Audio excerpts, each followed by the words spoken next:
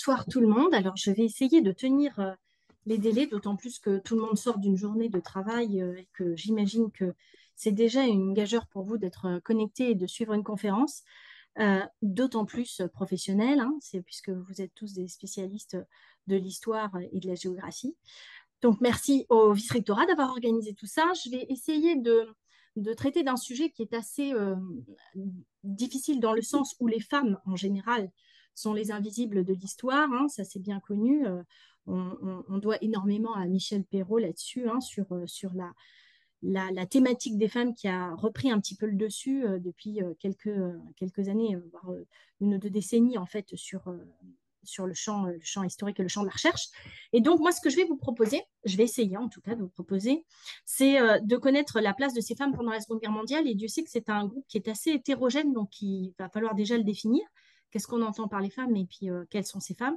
Et puis, dans un deuxième temps, je me suis dit que, comme vous étiez aussi, vous, sur le terrain, vraiment, pour le coup, avec des élèves, et que vous auriez peut-être besoin d'utiliser des matériaux voilà, des matériaux historiques, eh ben, je vais vous présenter un livre que je vais publier dans pas très longtemps, là, d'ici 1 ou 2 mois, qui traite des journaux intimes de Germaine Hérault. Donc, vous voyez le portrait là, en fait, hein, c'est cette très, très jolie jeune femme qui a écrit des journaux intimes pendant la Seconde Guerre mondiale.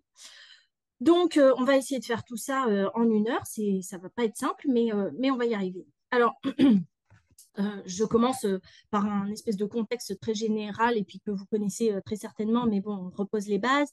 Bon, l'histoire de l'humanité, elle ne donne pas vraiment la place aux femmes, hein, et sur tous les champs. Et puis, c'est à partir vraiment du XXe siècle qu'on commence à avoir des droits qui apparaissent. Et on peut dire qu'elle ne donne pas le champ aux femmes, simplement parce que les femmes n'ont pas le pouvoir, ont très peu de pouvoir finalement, si on regarde bien.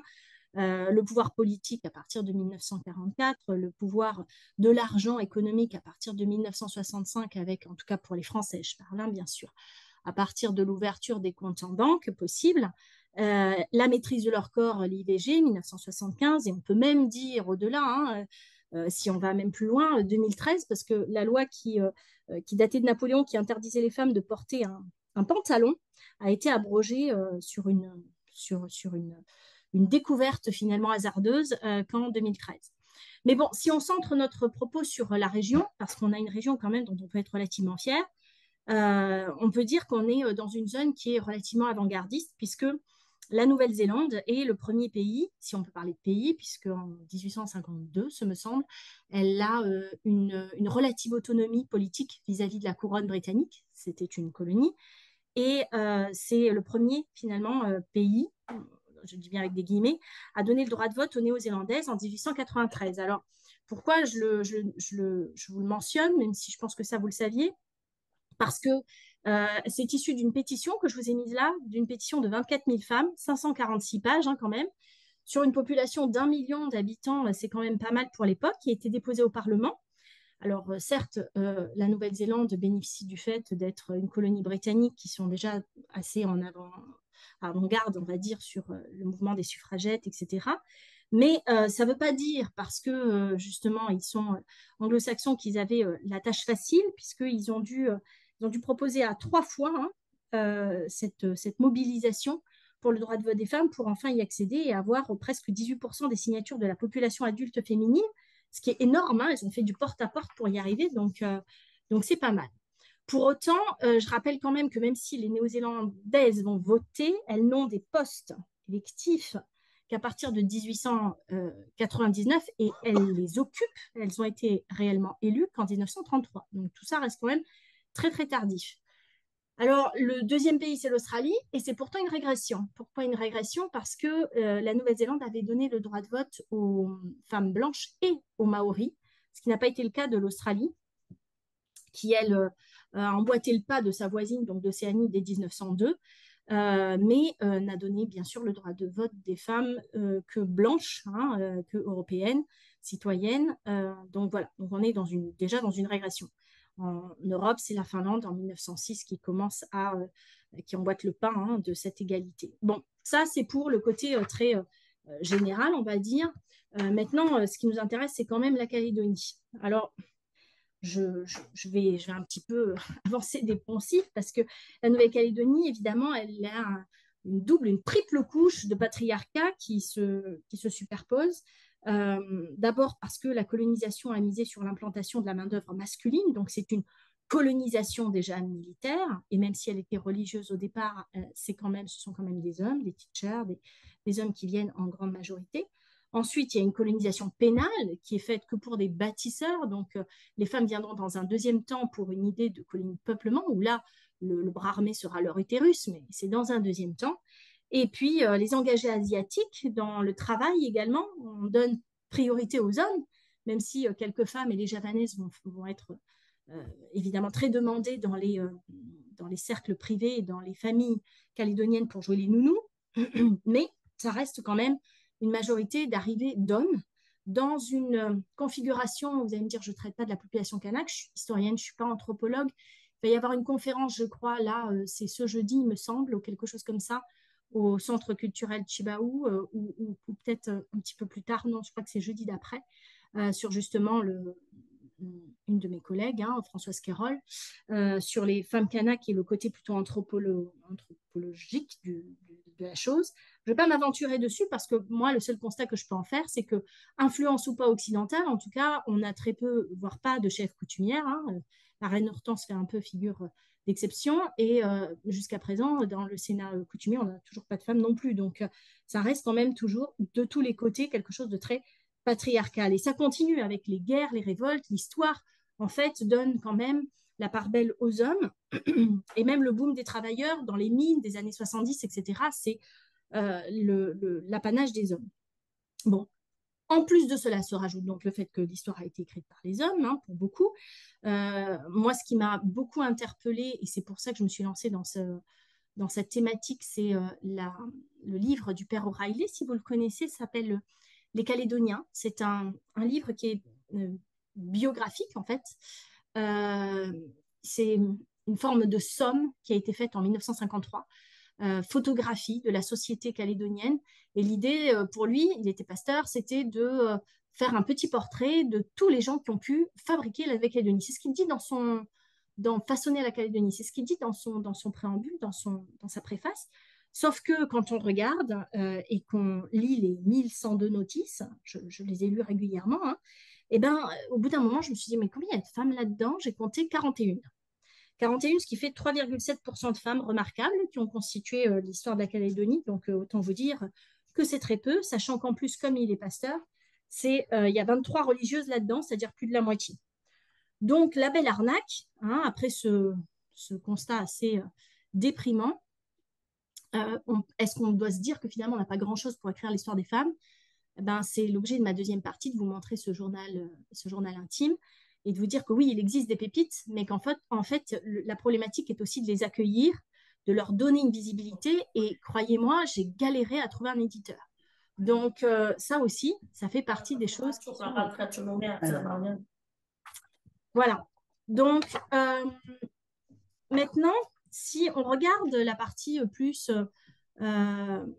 comment ça s'est passé, on va dire, pendant la guerre du Pacifique? Bon, est-ce que c'est un sas de liberté, cette guerre du Pacifique? Et est-ce qu'elle a été un sas de liberté pour tout le monde, tel qu'on peut l'imaginer?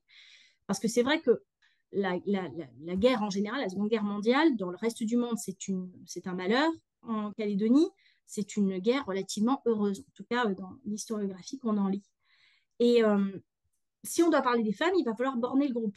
Alors, est-ce qu'on parle des jeunes filles? Est-ce qu'on parle des célibataires? Est-ce qu'on parle des femmes mariées? Est-ce qu'on parle des veuves? Est-ce qu'on parle des blanches, des noires, des françaises, des indigènes, des engagées sous contrat, des riches, des pauvres, des instruites ou pas, de celles nées en Calédonie? C'est très d'actualité, donc de souche, ou d'ailleurs. Bref, en fait, ce n'est pas du tout un groupe hétérogène, vous allez le constater. Et même si elles représentent la moitié de l'humanité, ça reste des minorités très différentes, en fait, qui ont des dominations à des degrés différents. Donc, je vais commencer par les Kanaks. Je vous ai mis des photos d'époque, des photos principalement issues des archives américaines, de la NARA, donc, qui sont, pour certaines, déposées à la province sud, qui appartiennent à la collection de la province sud, donc, dont vous pourriez avoir accès. À chaque fois, je vous donne des documents auxquels vous pourriez avoir accès. Donc, les femmes Kanak, bon, elles ne sont pas utilisées par l'armée comme les hommes. Donc là aussi, elles apparaissent très très peu en fait dans les archives que j'ai pu regarder parce que elles ne sont ni volontaires, ni elles ne partent se battre sur le front européen engagé par la France libre, évidemment que non, ni par les alliés. On a par exemple toute la partie des loyalsiens qui s'est stationné sur Montravel pour devenir docker et aider les Américains à décharger leurs bateaux. Enfin, les femmes, évidemment, ne sont pas là-dedans. Donc, il y a, il y a évidemment la place qui est difficile à connaître de leur part. Pour autant, j'ai quand même voilà, quelques informations. On le voit par les photos. Donc, on voit bien que déjà, ces femmes, elles participent à la vie économique et à la vie démographique. Hein. D'abord, elles vendent leur production. Mais ce qui était surtout intéressant, alors là, je suis désolée, je vais sortir du PowerPoint 2 secondes pour vous montrer. Non, c'est pas du tout. Oui, c'est ça, entre autres, mais c'est ça. Non, pas du tout. C'est pas ça. Si, je vais y arriver. Vous m'en voudrez pas, je ne suis pas très, très douée. Hop, c'est là. Voilà. Donc, dans Les femmes au cœur du conflit, donc c'est un livre que on avait publié avec Véronique de France au moment de l'ouverture du musée de la Seconde Guerre mondiale. À l'intérieur, vous avez des portraits, et dans ces portraits que vous pouvez trouver, vous avez notamment Madame Mediara. Il faut que je la retrouve, mais elle est par là. Madame Mediara qui, en fait, montre justement qu'elle avait peur, enfin, son témoignage, l'extrait qu'on avait mis dedans, montre qu'elle avait peur des Américains et que ce n'était pas du tout une vision idyllique de cette armée américaine. Alors là, vous avez Marcel Ouchy, ça c'est une des dames qui est aussi très intéressante parce qu'elle est métissée japonaise kanak. Et elle aussi, si vous zoomez sur le texte, je vais essayer de le faire pour que vous puissiez le voir. Donc là, elle dit, donc on nous a amenés, on les a amenés à la Tchamba avec interdiction de sortir. On nous a fait peur en nous disant, il y a les Américains, il faut faire attention parce qu'ils sont capables de vous violer. Et ça, c'est quelque chose qui est revenu. Donc, je vous dis, Madame Ouchi, Madame Neiri aussi. Alors, attendez, Neiti, pardon, pas Neiri, Neiti, elles sont un petit peu plus loin. Ce sont des femmes qui, parce qu'il y a très très peu de témoignages kanak, ce sont des femmes qui disent clairement, voilà ces deux femmes-là, qui disent clairement, donc il y en a une qui dit qu'elle vendait des bananes mûres et des ananas, donc voilà. Et puis pour Madame Neiti, si vous regardez, c'est pareil. Voilà, quand les convois venaient chercher les légumes cultivés à la mission, on se sauvait et se cachait, se souvient-elle, on avait peur. Donc, pourquoi est-ce qu'ils avaient peur? Eh ben, c'est tout simple. C'est que, je vais essayer de revenir en PowerPoint maintenant. Hop, hop, voilà, si j'y arrive. Vous me dites si vous voyez plus ce que j'ai en... Hop, évidemment, ça a bougé. Hop, on va revenir. Voilà. Donc, pourquoi est-ce qu'elles avaient peur? Eh ben, c'est très simple, comme il y avait la ségrégation et que les troupes noires qui étaient stationnées ici n'avaient donc pas droit au contact avec les blanches, eh bien, le seul moyen que ces hommes-là avaient, que leur corps exulte, si je peux dire ça comme ça, voilà, c'était d'avoir des relations avec les femmes kanak, voire les femmes engagées asiatiques. Évidemment, il a été pensé par l'armée de façon très pragmatique à l'idée d'un bordel, d'une maison donc close, noire, pour pouvoir assouvir les désirs de ces hommes qui ont débarqué en Nouvelle-Calédonie et ça a été demandé officiellement aux autorités.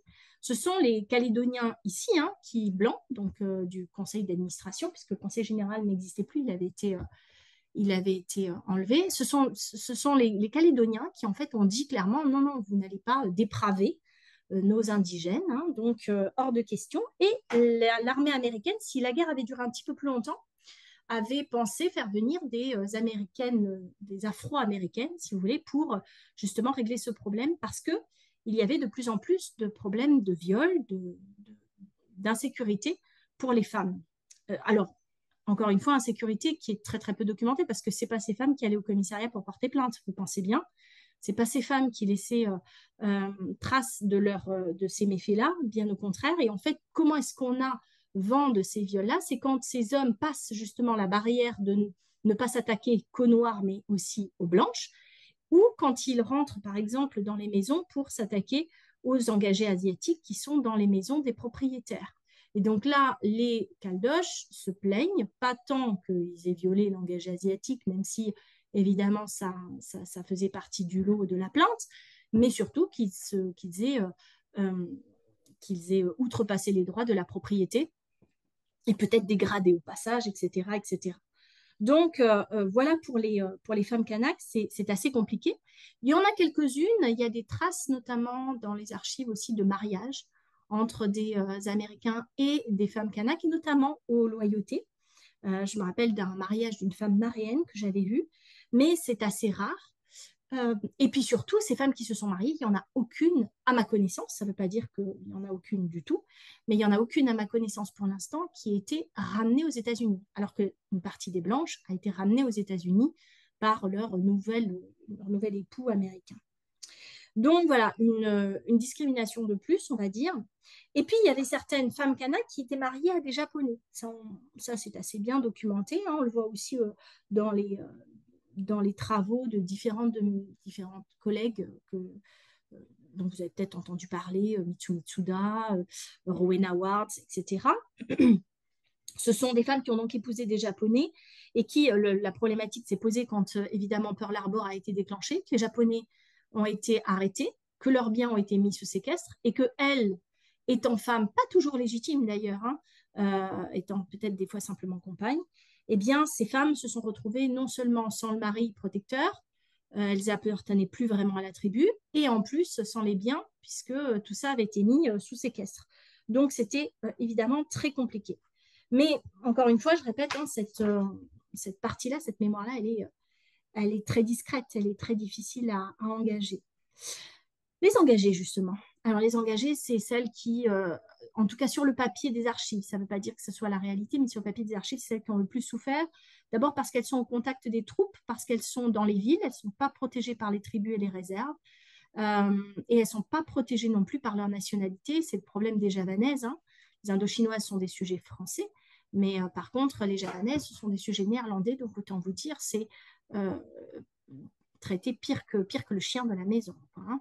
Donc là encore, c'est un groupe très complexe parce que très soumis, très exploité comme groupe, qui a aussi la possibilité d'avoir la résidence libre, hein, d'être dégagé de cet engagement au bout d'un certain temps et donc d'avoir un petit commerce. On le voit dans certaines peintures, par exemple, de GI américains, où on voit, par exemple, le Draper, qui font des vues de Nouméa, et puis vous voyez un petit chariot ambulant avec une tenue, un sarong, un type de sarong, et puis un chapeau chinois. Et là, vous devinez donc que c'est la javanaise qui tient ce petit commerce ambulant. Et vous le voyez, elles sont également beaucoup investies dans la culture, la revente de produits frais à ces troupes qui n'ont pas de produits frais en dehors de ce que peut leur donner les locaux.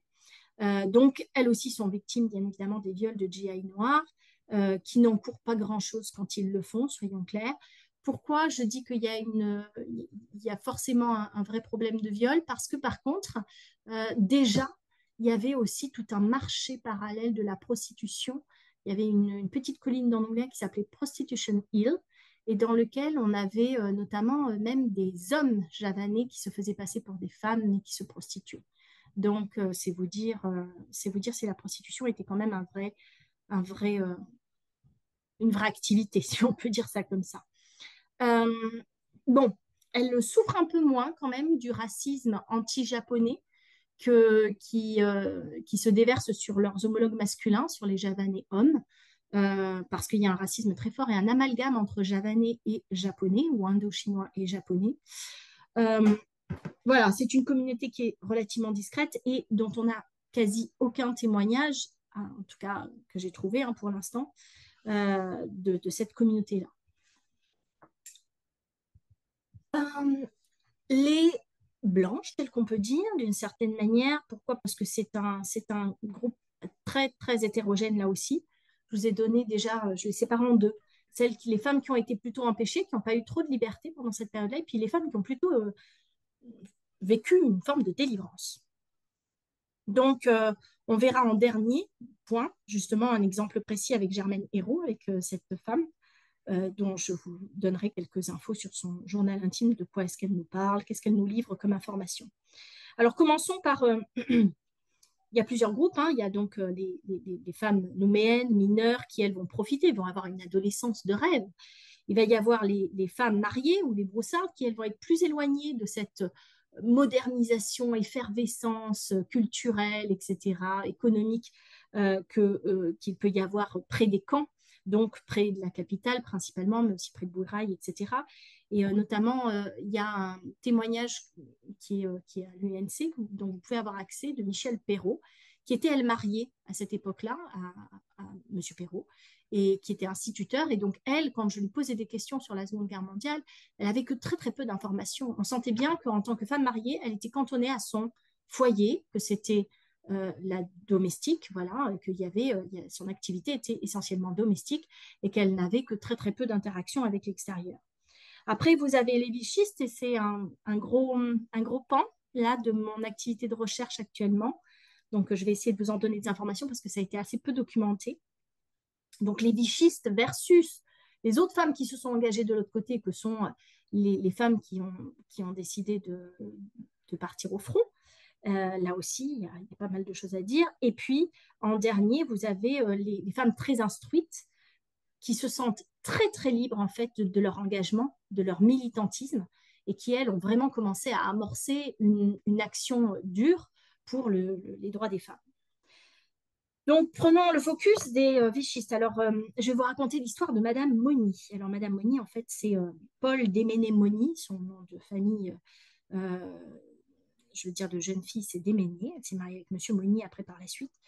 Je l'avais interviewée en 2016. Elle était complètement encore traumatisée. Je me rappellerai toujours de cette interview. Ça fait partie des interviews qui sont très marquantes, pour moi en tout cas. Elle me racontait l'expulsion de son père, Paul Déméné, qui avait été accusé par trois Calédoniens. De ce qu'elle raconte, elle était toute petite, hein. Donc tout ça est aussi dans l'histoire familiale qui certainement comporte une mémoire parfois déformée ou amplifiée, mais je ne peux que vous retranscrire ce qu'elle me dit, parce qu'il n'y a que très très peu d'informations. Paul Déméné était supposé vichiste. Il a été mis dans un bateau à destination de l'Indochine, comme beaucoup de vichistes, par des Calédoniens, et il faisait partie de l'armée. Et elle s'est retrouvée donc en Indochine et elle en a énormément voulu aux Calédoniens et à la Calédonie en général, parce que dans cette Indochine sur laquelle elle a eu ses premières années de vie finalement, eh bien, au moment où les Japonais ont réinvesti l'Indochine, presque à la fin de la guerre, hein, quand ils étaient un petit peu désespérés qu'il fallait envahir même les zones vichistes, puisqu'ils étaient alliés au départ, eh bien, cette jeune demoiselle s'est retrouvée dans la caserne, le père étant parti parce que les hommes pensaient qu'ils allaient être tués et qu'ils ne feraient rien aux femmes. Bon, ben, c'était sans compter sur la fureur japonaise à ce moment-là, et les femmes ont été particulièrement malmenées, violées, torturées. Elle assistait à une femme qui était enceinte et qui s'est faite ébouillanter vivante, enfin, des choses extrêmement dures. Elle doit sa survie, elle le dit, au fait qu'elle était blonde, aux yeux bleus. Elle avait un côté très Simone Signoret, version casque d'or, et que eh bien, les Japonais lui coupaient des cheveux et les prenaient un peu comme des talismans. Donc, voilà une vision aussi de la guerre qu'on entend peu, de cette épuration à la limite de sauvage qui s'est faite et qui a amené à, une vision très dramatique de la guerre qu'on connaît moins chez les femmes plutôt d'origine européenne. Pour les autres femmes vichistes, parce que bon, Madame Moni n'était pas vichiste, c'était une enfant, hein. Pour les autres femmes vichistes, alors il faut savoir que les vichistes et vichistes, pétainistes, enfin je mets sous le mot vichiste vraiment un nombre de personnes très très très très très large, de gens qui n'étaient pas dans la bonne obédience, on va dire, d'accord. Les sanctions ont aussi concerné des femmes. Alors ce qui se passait, c'est que c'était identifié par le gouverneur de façon assez subjective, soyons clairs, même s'il y avait quelques arguments, mais pas toujours très très bien argumentés et documentés. Et puis, les sanctions étaient de la résidence à domicile à le haut licenciement s'il faisait partie des fonctionnaires, en passant au plus grave par la déportation l'exil via l'Australie principalement. Alors d'abord Fraissinet, l'îlot Fraissinet, où il y avait une espèce de quarantaine, et ensuite l'Australie éventuellement. Donc les femmes ont subi cela aussi, alors, beaucoup moins que les hommes, bien évidemment. Elles étaient considérées comme étant pas très politiques, pas très conscientes finalement de la chose politique, pas très impliquées dans la chose politique, même si en fait finalement, évidemment, quand on creuse les archives, on se rend compte que pas du tout. Elles avaient des opinions parfois très tranchées. Mais dans l'ambiance matriarcale de l'époque, on leur prêtait un rôle moindre que ce qu'elles pouvaient avoir. En fait, celles qui ont le plus souffert d'avoir été vichistes, c'est celles qui étaient dans l'enseignement.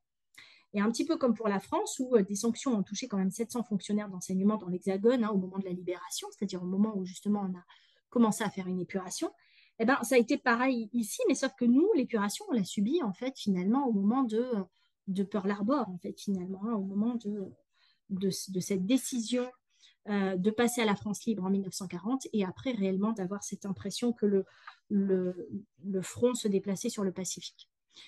Et il y a des femmes qui ont joué, je vous ai dit, un très grand rôle dans le côté vichiste. Il y a une dame qui s'appelle Germaine Béraud, qui est une Française qui est installée en Australie. Le mari a été prisonnier à Tunis. Il était parti se battre en France en avril 1940, donc elle était seule, sans mari. Et elle est notée dans les rapports américains comme arrivant en Australie le 27 novembre 1941. Et normalement, elle aurait dû partir en Indochine. Alors pourquoi est-ce qu'elle est intéressante? D'abord parce que ces deux destinations, elle n'est pas notée vichiste, mais ces deux destinations font référence aux vichistes, d'accord? Et elle est restée en fait à Sydney et les vichistes avaient une, comment dire, une circulation relativement libre, en fait une liberté assez importante en Australie puisqu'il y avait le consulat vichiste, il y avait l'ancial qui était là-bas et qui soutenait bien sûr la politique de Vichy. Et cette dame, c'est elle qui se chargeait de rendre visite aux internés vichistes du camp de Liverpool, qui est à Sydney, et de leur amener des lettres, de faire le lien, de cultiver en fait le réseau. Et c'est pour ça d'ailleurs, je pense que cette dame n'a jamais eu de réponse favorable quand elle demandait son retour en Nouvelle-Calédonie. Donc, grâce à elle, on peut voir justement le réseau. Elle est très intéressante parce que justement, on ne se méfie pas trop d'elle et en fait, on voit bien le réseau vichiste calédonien, Lobro, Auriol, avec le consul vichiste à Sydney, Daviana de la Banque d'Indochine, etc., etc. Pourquoi il n'y a pas de notification d'expulsion? Pourquoi elle n'est pas notée comme telle? Est-ce que justement, ça confirmerait qu'il n'y a pas de politique officielle d'exil, qu'il n'y a pas de politique et de procédure vraiment établie sur les vichistes? Un deuxième type de vichistes, ce sont les épouses, tout simplement, qui sont amalgamées au sort de leur mari. C'est-à-dire, elles n'ont pas nécessairement d'avis, ou elles ne l'ont pas en tout cas exprimé, mais simplement parce qu'elles sont les femmes d'eux, eh bien, nécessairement, elles sont, c'est un peu comme on disait, la femme va suivre la vie du curé, pareil, elle suivra la vie de son mari. Donc, ces femmes-là, certaines ont été expulsées sur l'îlot Fraissinet parce que pendant un temps, l'article 27, bon, peu importe, je ne vais pas rentrer dans les détails, mais on accordait, le gouverneur a autorisé les détenus vichistes qui étaient incarcérés sur l'îlot Fraissinet à avoir leur famille avec eux. Vous allez me dire, c'est peut-être une petite faveur pour le détenu. Je pense que ce n'était pas vraiment une faveur pour les bonnes femmes et pour leurs enfants. Mais bon, en fait, ils se méfiaient tout simplement de la cellule familiale et du fait que la femme pouvait être peut-être un ressort, une courroie de transmission, on va dire, extérieure, etc. C'était le cas, par exemple, de Madame Trière, de Madame Casarieux, qui avaient obtenu cette autorisation pendant un mois. Elles sont restées à Fraissinet en août 1941. Cet avantage, si on peut parler d'avantage, d'être à Fraissinet, n'a pas duré très longtemps, ça a duré que 4 mois, parce que, évidemment, des femmes à l'îlot Fraissinet avec une majorité d'hommes, vous pensez bien que les problèmes de troubles à l'ordre public ont commencé à se faire sentir. Et donc, même, le gouverneur a interdit à partir de là, même les visites qui devaient se faire les jeudis. Et donc, il y a un isolement des hommes, en tout cas, qui est très important à partir de ce moment-là. On n'avait même pas le droit de faire un geste, un signal aux occupants de l'îlot, sinon on pouvait être arrêté pour cela. Les expulsions hors de Nouvelle-Calédonie. Alors, l'Australie avait autorisé, par un accord du 27 mars 1942, à recevoir en internement des hommes et des femmes. Il y a 19 hommes et il y a 10 femmes et 19 enfants qui les accompagnent. Euh, bon, c'est une expulsion qui arrive au sort des épouses, mais qui n'est pas systématique. Je veux dire que si par exemple Madame Gernaise a été expulsée d'office, Madame Caron, elle, a été autorisée à choisir si elle veut suivre ou pas son mari. En tant que chercheuse, j'ai cherché quelle était la règle. Pourquoi une telle est obligée de partir et puis une autre, pas du tout. La seule chose que j'ai trouvée, mais il doit peut-être y avoir d'autres explications, encore une fois, tout est à creuser, c'est que dans les 3 familles qui sont épargnées par l'expulsion, les 3 femmes qui sont épargnées par l'expulsion, Caron, Barbier et Rougon, ces épouses ou les enfants sont nés sur le territoire. Est-ce que peut-être il y a une forme de l'exil là est un exil qui est sévère parce que il déracine vraiment ces gens-là qui n'ont jamais vécu ailleurs qu'en Nouvelle-Calédonie. Je ne sais pas, c'est une hypothèse en tout cas. Après, vous avez des femmes qui sont européennes ou métisses, qui ont eu des contacts, par exemple, avec des Japonais qui vont être arrêtés. Alors, dans le, comment s'appelle, dans le document des femmes au cœur du conflit, vous avez une biographie de Madame Kitazawa Fuke. Alors, Madame Kitazawa Fuke, elle est française, elle s'est mariée avec un Japonais, elle a une culture exceptionnelle, elle parle 3 langues, elle a 5 filles, c'est vraiment une femme de tête, une femme assez épatante pour l'époque. Elle a le, le patrimoine Fouquet ici, ils ont des mines, etc. Et donc, elle travaille beaucoup ici et elle est la tête pensante et la tête dirigeante de cette entreprise familiale. Sauf qu'elle est mariée à un japonais et puis qu'elle a même donné des doubles noms à ses enfants, moitié français, moitié japonais. Donc, bon, clairement, la filiation, on ne peut pas la louper. Elle va marier d'ailleurs une de ses filles à la famille Mouraine aussi, qui va du coup être aussi inquiétée hein, par ce lien avec les Japonais. Et donc, tout ce qui a trait au Japon à partir de Pearl Harbor va être suspecté d'être traître et d'être évidemment des espions possibles pour l'ennemi. Donc, c'est la seule, et c'est pour ça qu'elle est intéressante à noter, parce que c'est la seule qui va être internée à Freycinet. Pour elle-même et pas parce qu'elle est une épouse. Voilà, donc euh, bon, cette arrestation, elle intervient le jour de Pearl Harbor, hein, donc c'est clairement une mesure politique. Euh, voilà. Ensuite, vous avez un autre cas. Alors, les femmes qui sont en lien avec les Japonais, j'ai essayé de voir si elles n'avaient pas subi une forme de, finalement, un amalgame un petit peu douteux, vous allez me dire, mais si c'est pas le pendant ici, finalement, de cette épuration sauvage, de cette collaboration horizontale qu'on a reproché aux femmes françaises hein, d'avoir eu des liens intimes avec l'ennemi, sans forcément que ce soit avéré, hein, ou en tout cas d'avoir eu des liens tout court avec l'ennemi, et que là, on n'avait pas eu, on va dire, le pendant à l'inverse de ces femmes qui avaient des liens intimes avec les Japonais ici. Il y en a un paquet, hein, bien sûr, les filles Yoshida, Yvette Nawa, Madame Siki, enfin, Madame Arlene Sakumori, voilà, qui vont être fichées, qui tout de suite, en fait, sont même notées comme étant de prétendues maîtresses ou femmes qui pourraient poser problème avec des relations qu'elles pourraient avoir avec les GI. C'est même pas avec les relations qu'elles ont avec les Japonais, c'est dans un deuxième temps, elles ont eu des liens avec les Japonais et elles pourraient avoir des liens avec les GI, donc elles pourraient même dépraver ou récupérer des informations par ce biais-là. Donc c'est très compliqué. Et notamment, par exemple, Madame Larocque, qui est née Shozu, serait la maîtresse de Monsieur Iba, qui est un ingénieur de la Société minière de l'Océanie. Ou encore Madame Baudou est notée comme la maîtresse de nombreux Japonais, alors que bon, son mari était en Libye. Voilà, donc l'idée, là encore une fois, c'est pour ça que je fais le lien avec la collaboration un peu horizontale, c'est qu'on a l'idée de la dépravation qu'on assigne au sexe féminin, hein, qui vaut la même chose en France hexagonale et que Fabrice Virgili a très très bien documenté cette forme de suspicion hein, vis-à-vis des femmes, vis-à-vis des filles de ces Japonais, dès qu'elles ont des relations intimes, soit avec des Vichy, soit avec des GI. D'ailleurs, peu importe avec qui, en fait, elles ont des relations. Elles sont soupçonnées. Donc, c'est assez compliqué. Euh, Et puis, vous avez bien évidemment des femmes très européennes, mais qui ont simplement travaillé avec des Japonais. C'est le cas, par exemple, du couple du Chozal, dont la femme était l'ex-secrétaire du consul japonais. Voilà. Bon, ben, et eux, par exemple, évidemment, en plus, ils avaient des liens avec quelques vichistes, alors ça a renforcé leur problématique.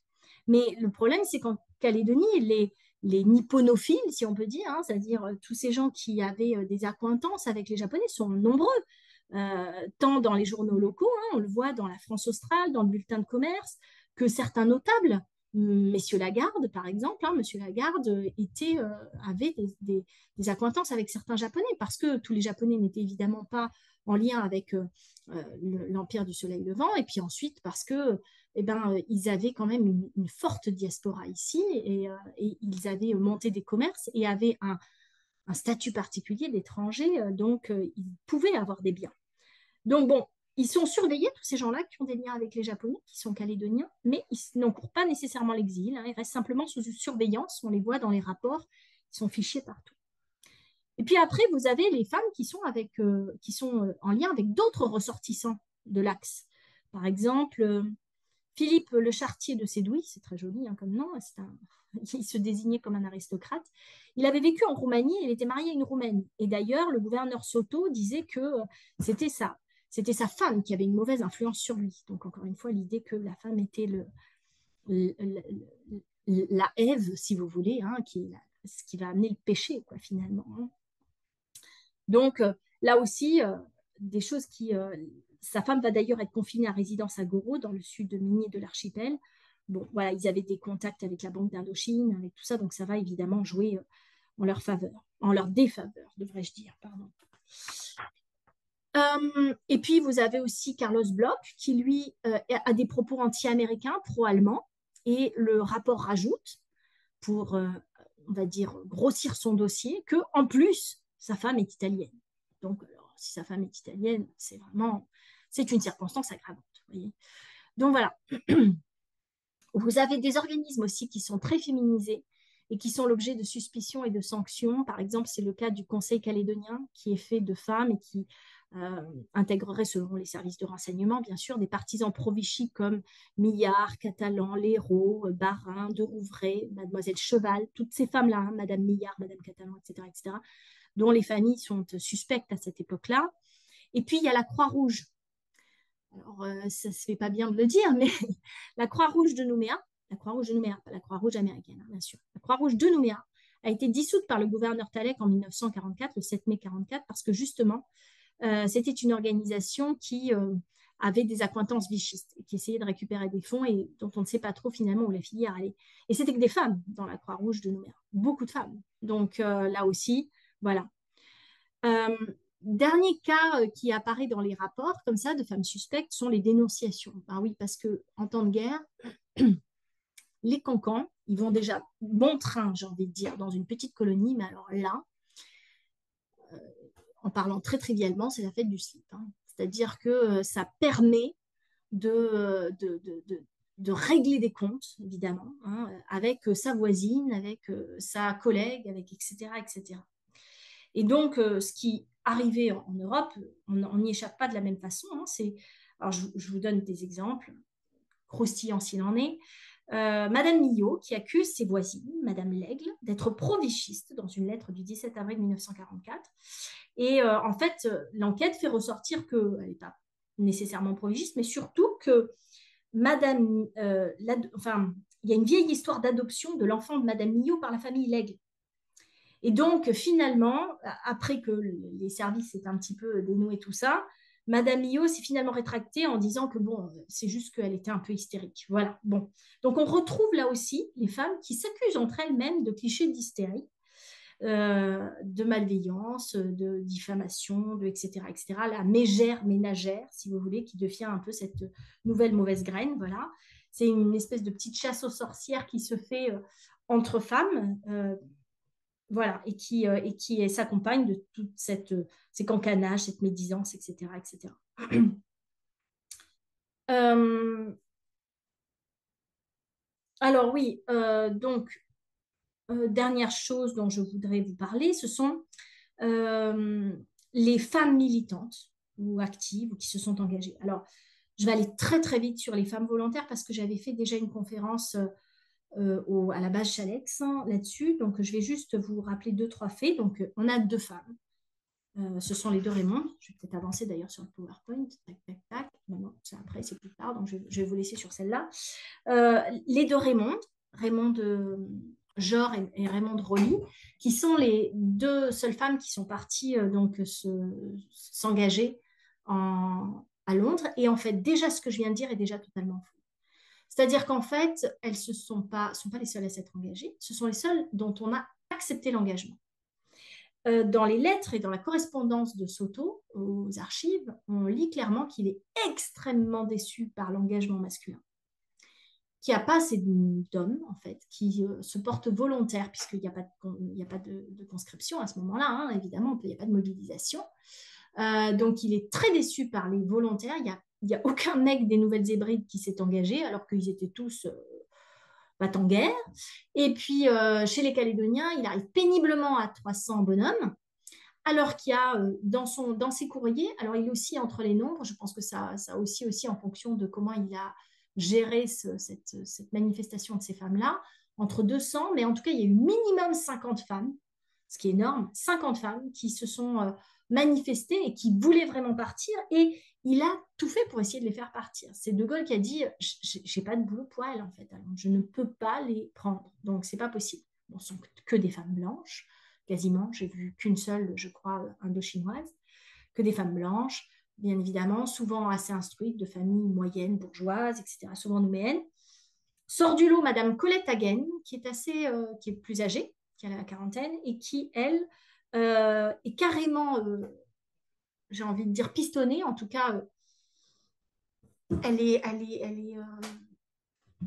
comment je vais expliquer ça? Soto dit à De Gaulle, il faudrait vraiment l'embaucher comme espionne. Comme espionne. Donc, vous voyez, on est dans un degré là où de confiance et d'importance dans l'action militaire qui est vraiment haute, parce que les espions n'ont aucune protection des lois militaires. Donc c'est vraiment très important pour le coup. Et puis, vous avez même jusqu'en juillet 43, hein, le colonel Benoît Guyot qui imagine faire un corps féminin en Nouvelle-Calédonie. Donc, ça veut dire qu'il y avait beaucoup de femmes qui, quand même, s'engageaient. Et on le voit dans les photos, dès qu'il y a des manifestations, il y a beaucoup de femmes au premier plan. Donc, vraiment, quelque chose qui est à noter. Après, dans cet engagement, on peut aussi le voir par des événements plus confidentiels. C'est le cas, par exemple, des femmes des prisonniers calédoniens. Alors, je vous fais l'histoire très rapidement.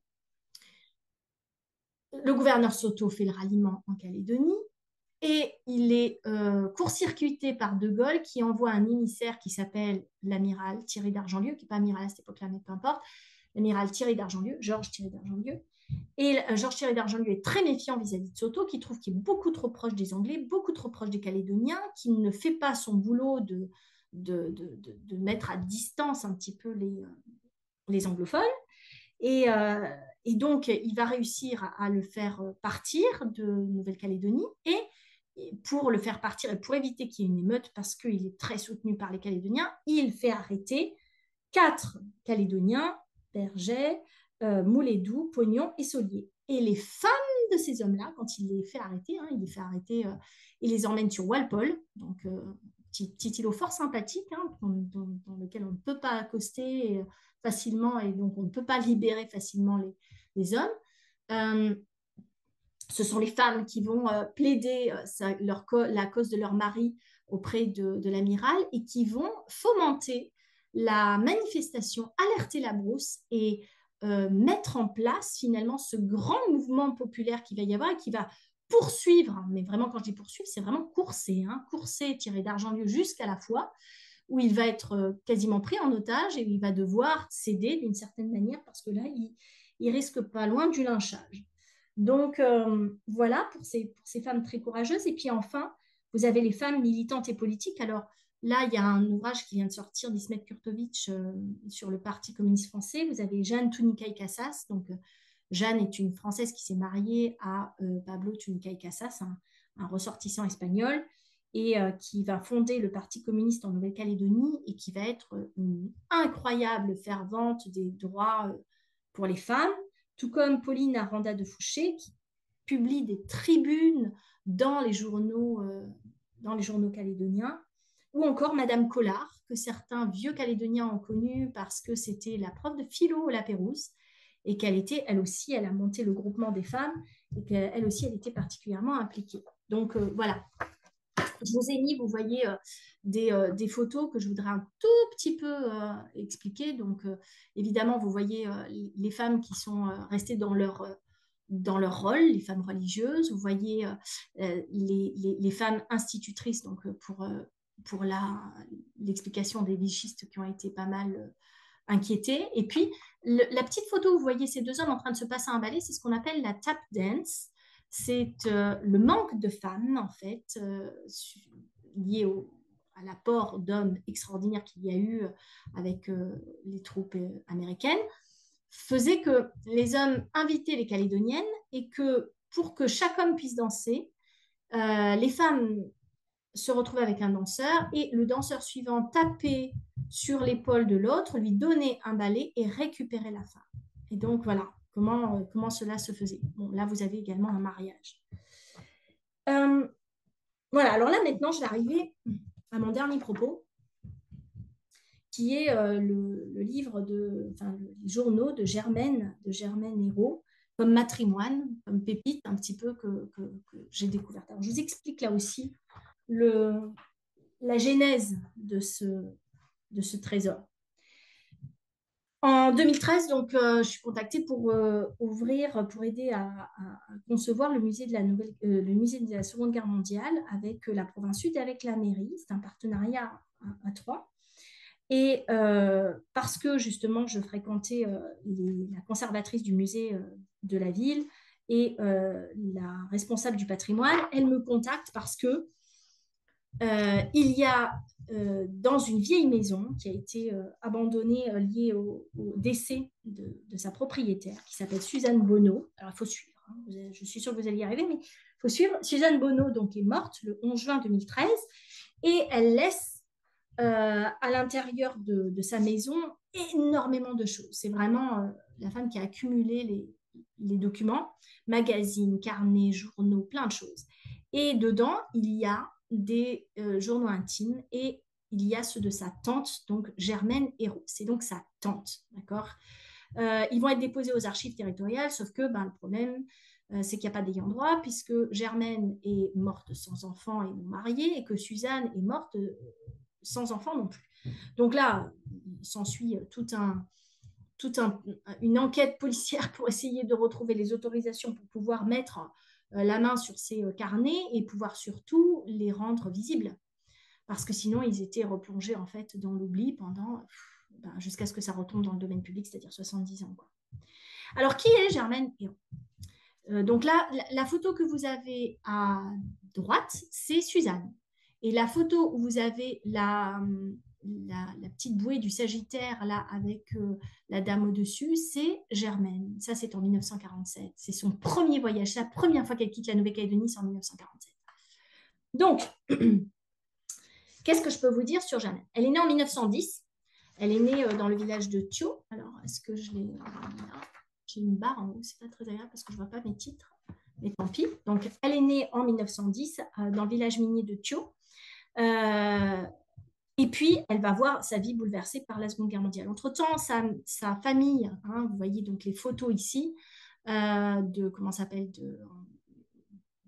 d'un album photo de famille. Vous voyez un pique-nique à Thio, là, hein, avec les tenues presque des années folles. Voilà, ça c'est Germaine, hein, avec une partie de sa famille ici. Sa mère qui est tout derrière, par exemple. Et puis, sa vie va être bouleversée par, évidemment, la Seconde Guerre mondiale. Entre-temps, ils avaient migré à Nouméa parce que son père faisait partie il était comptable et il a travaillé pour la mine. Et puis, il s'est retrouvé finalement à Nouméa. On y découvre, en fait, le quotidien d'une petite bourgeoisie nouméenne, les mentalités de l'époque, et c'est ça qui est vachement intéressant. Donc, il faut comprendre que Germaine est la première de sa famille à naître en Nouvelle-Calédonie. Son père Georges Hérault était préposé aux douanes et puis il est arrivé des Deux-Sèvres dans les années, à la fin du 19e siècle, hein, voilà. Et il a rencontré donc la mère, hein, Madame Subervie, avec qui il s'est marié, voilà, et qui elle aussi elle était née en Gironde.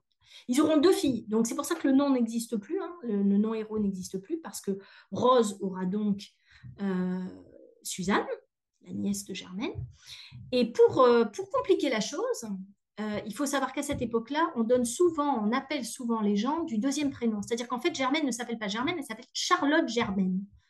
Voilà qui a compliqué aussi toutes mes recherches. Et Germaine est décédée en 2000. Alors, qu'est-ce qu'on trouve dans ces carnets? D'abord, le premier carnet qu'on a retrouvé, il devait y en avoir d'autres avant, mais évidemment, ils ont disparu. Le premier carnet, il date du 9 novembre 1941, c'est-à-dire un mois avant Pearl Harbor. Et là, je vous le fais par chapitre assez rapidement, on a plusieurs informations. Dans un premier temps, en novembre 1941, arrive la fameuse mission de Thierry d'Argentlieu. Et Germaine travaille pour ce qu'on appellerait maintenant le Haut-Saria. Donc, elle travaille pour le gouverneur, d'accord? Donc, dans le secrétariat, en fait, du gouvernement, elle appelle ça. Elles sont plusieurs secrétaires. Elles s'appellent d'ailleurs toutes la Volière. Donc, elles se donnent des petits noms très affectueux et surtout, elles sont sans prétention sur la chose politique. C'est-à-dire qu'on n'a pas un carnet militant politique. Si vous attendez à retrouver dans son journal intime, il s'est passé ça dans la colonie, le gouverneur a pondu ça, etc., etc., jamais. C'est pas du tout. C'est là qu'on voit bien la mentalité d'une femme, petite bourgeoisie de l'époque, quoi, hein. Mais ce qui est très intéressant, c'est que justement, elle reste dans ce carcan de femme, c'est-à-dire que son destin est lié à l'homme qu'elle risque d'épouser ou qu'elle va fréquenter. Et donc, elle fréquente la mission parce qu'à cette époque-là, eh bien, les hommes qui avaient le plus de pouvoir, c'était les hommes de Thierry d'Argentlieu. Donc, elle a accès aux bains militaires, elle a accès aux plus grands restaurants, elle a accès à, etc., etc. Et ça démontre la dépendance financière et la dépendance même de destinée, hein, la pseudo-indépendance que les femmes pourraient avoir, mais qu'elles n'ont absolument pas. Dans le chapitre 3-4, elle fait un... Parce que là, alors là, c'est pour ça que je vous ai montré aussi, vous voyez, des invitations qu'elle a des soldats australiens de la batterie Ornano, c'est-à-dire la batterie du Winterthur, qui vont l'inviter, etc. Vous voyez elle a des voitures, sa famille a une voiture, ce qui est assez rare pour l'époque. Donc, c'est une famille un peu bourgeoise, d'accord? Et la photo d'en bas, c'est la photo du Ossaria de l'époque, parce que la volière a disparu, hein, cette maison coloniale a disparu, et donc je voulais vous montrer une photo d'époque. Alors, donc là, vous avez en bas l'arrivée de Thierry d'Argentlieu, hein, avec l'arrivée au-dessus de Soto. Donc 2 événements auxquels elle a assisté et dont elle a pris des photos d'époque. La carte postale de la Nouvelle-Calédonie, c'est le chapitre 3 et 10 parce qu'elle fait, quand elle a des congés, qu'est-ce qu'elle fait? Elle part en vacances. Elle part en vacances où? Eh bien, en brousse. Donc, on redécouvre la brousse grâce à elle, c'est-à-dire qu'il y a vraiment de monde. D'ailleurs, elle dit back to civilization. Elle emploie des anglicismes, hein, comme elle va fréquenter les Américains. Après, elle va utiliser beaucoup d'anglicismes dans son carnet. Et elle met back to civilization quand elle passe de la côte est à la côte ouest. Et donc là, on peut mesurer les trajets, les relais, les bacs, les difficultés en fait de rejoindre les différents lieux, avec la difficulté également en plus liée à la guerre, de la pénurie d'essence, de problématiques quand on crève, etc., etc. Et du fait qu'elle n'a pas de permis, qu'elle n'a pas de voiture et que pourtant elle va apprendre à conduire grâce aux Américains en fait qu'elle va fréquenter. Donc voilà quelques images, hein, vous voyez, de la Chamba, etc., etc. Autre petite information, donc là on est sur les relations familiales qu'elle va avoir. J'avais intitulé ce chapitre Deux mariages et un enterrement, hein, en référence à au superbe film avec Hugh Grant, hein, puisqu'on est quand même sur un journal type Harlequin, hein, je ne vais pas vous le cacher. Germaine a beaucoup de relations amoureuses. Et donc là, dans ce chapitre-là, elle va parler de 2 mariages. Le mariage de la famille Millard-Délé, qui se fait à ce moment-là, donc de 2 familles bourgeoises calédoniennes. Et elle va parler surtout, et c'est la photo que vous avez le plus à gauche, du mariage de sa nièce avec Léo Orico. Léo, c'est un GI d'origine italienne, il vient de Sorrent en fait, enfin il vient de New York, mais sa famille vient de Sorrent. Lui aussi, c'est une première migration italienne arrivée aux États-Unis, et mécanicien. Et puis, il va fréquenter Suzanne pendant 2 ans. Il va y avoir toute une littérature dans le fond de Germaine et Suzanne, hein, le fond d'archives, où vous voyez Léo qui écrit, hein, qui tente d'écrire péniblement en français au père et à la mère de Suzanne, parce qu'il n'a pas trop le droit d'écrire à Suzanne directement, hein, il lui fait une cour. Et puis finalement, il réussit à se marier avec elle. Et l'histoire veut que, comme pour beaucoup de Calédoniennes, Léo est reparti, lui a promis de l'embarquer, et puis finalement, il n'a jamais pu la récupérer, ou il n'a jamais voulu. Ça, je ne sais pas, je n'ai pas pu l'interviewer. Donc, on vit aussi les histoires d'amour qui vont aller en désillusion, bien sûr. Euh, donc là aussi, Suzanne, elle est comme Germaine, elle est liée au destin de son mari. Dans le chapitre 5, vous avez la découverte plutôt de la langue, de la culture. En fait, on se rend compte que Germaine, elle donne des cours au GI, et notamment aux huiles, aux généraux, aux amiraux, etc., parce qu'elle se débrouille pas mal. Et que c'est vraiment son élément de sociabilisation avec la culture américaine. Et là, elle en prend plein la figure. C'est-à-dire que j'ai noté, je me suis amusée à faire des statistiques, et dans ces journaux, entre 1900, donc fin 1941 jusqu'à 1946, presque 200 séances de cinéma. C'est-à-dire, elle allait au cinéma une fois par semaine minimum. Minimum! Sachant qu'il y avait énormément de cinéma en plein air et dans les camps, mais qu'il fallait y avoir accès. Ils n'étaient pas tous accessibles. Donc, elle a énormément d'entrées parce que elle fréquente les GI et que elle arrive à avoir des petits passe-droits. Le chapitre 6 nous tourne plutôt vers la danse, la musique, parce que évidemment, elle critique beaucoup les polkas, les valses, qui ont encore cours dans les bals calédoniens, alors qu'elle, elle apprend le swing, le boogie-woogie, les orchestres à la Bob Hop qui débarquent, etc. Donc, il y a on imagine ce vent de liberté qui la souffle d'une certaine manière, mais en même temps aussi, attention, il y a aussi, qui dit liberté dit risque. C'est-à-dire qu'il y a aussi le risque d'agression, parce qu'elle sort plus. Il y a le risque d'alcool. C'est un alcool mondain, hein, mais c'est un alcool quand même. Ça peut très mal tourner, des jalousies, des bagarres, on le voit aussi. Donc, chaque liberté a son risque. Hein, à chaque sortie, une agression peut avoir lieu. À chaque, voilà, à chaque chose, son mauvais côté de médaille. Dans je vois pas le haut. Est-ce que quelqu'un peut me dire ce qui est écrit chapitre combien? Parce que je ne vois pas avec mon. C'est chapitre combien? Chapitre 6. Voilà, donc là, on est sur ce que je vous disais, la musique. Et les sorties, donc vous voyez qu'on est quand même en pleine période de rationnement. C'est aussi dans le fond de Germaine, hein. Et elle a aucun problème pour se nourrir. Aucun, jamais. Voilà, elle sort, vous voyez, à l'ex-hôtel national, hein, qu'on appelle à ce moment-là la Croix du Sud, qui est vers Sébastopol, et elle se fait faire des autographes par tous ses potes américains, etc. Elle sort, vous voyez, en petite navette américaine pour aller passer du bon temps sur le phare Amédée. Enfin, c'est quand même la belle vie. Voilà. Euh, Là, on est sur la partie plutôt urbanistique, dans le côté, donc là, vous voyez, elle a appris à conduire.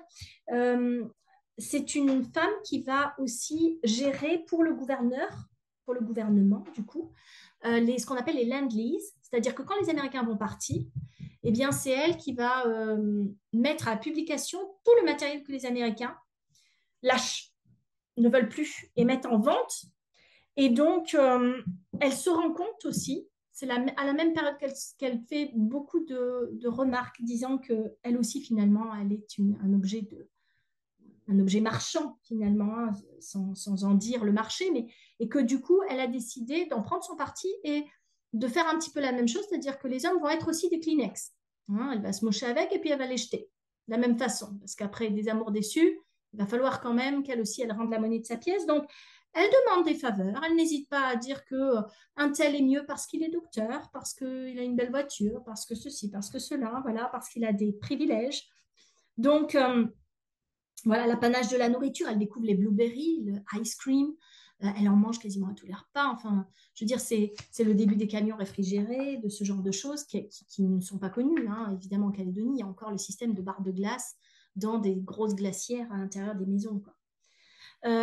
Et vous voyez, je vous ai mis aussi la victoire, les artisans de la victoire, parce qu'en fait, c'est le peu d'informations qu'elle donne finalement sur ce qui se passe dans le monde. Elle s'y intéresse, mais en fait, elle vit sa guerre à elle. Ce qui se passe dans le reste du monde, on sent bien la bulle calédonienne, en fait, dans son journal. L'autre chose qui est intéressante, c'est qu'elle parle de ses règles, de ses menstruations. Bah oui, parce que madame a une vie très intense, n'est-ce pas, du point de vue sexuel. Elle a beaucoup de Kleenex. Et donc, il y a au moins 32 occurrences, au moins, hein, possibles sur ces menstruations. De certaines qui sont sûres et certaines comme les Anglais ont débarqué, débarquement à midi, English Battleship, ce genre de choses-là, avec des petits mots aussi qui sont notés comme fatigué. Fatigué, on sent des fois que c'est clairement qu'elle a ses règles, mais que c'est un nom codé. Puis des fois, on n'est pas très sûr parce que je suis fatiguée, ben, ça peut être à double tranchant. Mais ce qui montre, là encore une fois, vous voyez, liberté sexuelle égale risque. Risque d'être mère, fille-mère, parce que ces hommes-là ne l'épousent pas, elle vit que des amours, voilà, contrariés d'une certaine manière, parce qu'ils partent. Et donc, un enfant serait une prison qu'elle ne veut pas dans sa liberté aussi, vous voyez. Euh, Dans le développement urbanistique, on voit aussi tous les lieux, notamment on comprend mieux comment les quartiers sud ont pu se développer de façon exceptionnelle. Grâce aux Américains, c'était des petits pâturages où il y avait trois chèvres, quoi, et puis la maison secondaire du gouverneur. Et là, on se retrouve avec des quartiers dont les marais qui étaient insalubres sont complètement aplanis et comblés, dont les plaines sont transformées en amphithéâtre enfin les collines en amphithéâtre pour le cinéma, dont l'Ansvata devient un centre de récréation. En fait, toute la vocation de la baie des Citrons et de l'Ansvata, avec ce côté festif, ludique, etc., récréatif, ça date des Américains et c'est resté. D'accord. Il y a quand même 315 occurrences d'alcool. Hein. Donc, et 68 pour dire simplement son état. Hein. Donc voilà, là aussi, ça montre qu'elle en profite. J'ai bientôt fini. Je vous mentionne donc que juste à la fin, on arrive quand même à mentionner, elle a fréquenté 218 hommes alliés différents, des forces alliées, je veux dire, hein, différentes. Elle a également fait, bien contre son gré, hein, la, la connaissance des découvertes médicales ou en tout cas des innovations médicales américaines parce qu'en fait, elle a eu un accident de voiture avec un de ses prétendants qui avait un peu trop picolé, donc déjà les accidents de voiture à l'époque, et elle s'est retrouvée à la polyclinique qui s'appelait à l'époque le Mob 5, hein, donc la polyclinique de Lansvata. Donc Mob 5 de l'époque était un hôpital donc, de la Navy, et donc elle a eu des radios, des choses qui là non plus ne se faisaient pas en Calédonie et avec un service médical évidemment exceptionnel, avec un encadrement de fou. Donc ça aussi, on le découvre dans le journal. Les derniers chapitres nous montrent une parenthèse enchantée, bien évidemment, hein, que tout ça n'est qu'un leurre, parce que, eh bien, elle mentionne un GI qu'elle a connu, qu'elle a fréquenté, qui s'est apparemment suicidé. Elle mentionne des balles de Calédoniens qui se refont après le départ des orchestres militaires américains et qui rejouent de la polka et rejouent de la valse et rejouent de la musette. Elle précise également que des femmes qui étaient mariées et dont les hommes sont partis se battre en France reviennent par le Sagittaire et que ces femmes-là ont bien profité pendant l'absence de leur mari et que du coup, il va falloir là aussi retrouver une vie d'épouse modèle qu'elles n'ont pas eue. Donc, c'est assez intéressant pour tout ce côté-là. Je ne sais pas si, voilà, je vous ai mis quelques extraits également. Vous voyez, mon amour s'est envolé. On est vraiment dans le côté très, très harlequin, quoi. L'élection rose harlequin. Voilà, je vais donc finir là-dessus en vous disant que on ne peut pas faire évidemment un état des lieux d'une femme. Vous voyez bien que chacune a eu une expérience tellement différente et en fonction non seulement de son ethnie, donc de son statut hein, dans une colonie qui impose un statut par ethnie, mais également par leur lieu où elles vivent et leur situation matrimoniale, familiale. Germaine a eu beaucoup de chance. Son père était mort et elle ne vivait qu'avec sa mère et elle était née en 1910. Donc, quand les Américains sont arrivés, elle avait 29 ans. C'était pas une petite jeune qui était bridée, chaperonnée. Donc là aussi, c'est une vision de la guerre qui n'est pas la même selon, selon l'âge, selon l'endroit où on vivait, etc. Voilà, je vais finir là-dessus et si vous avez des questions, eh bien, je serai heureuse d'y répondre.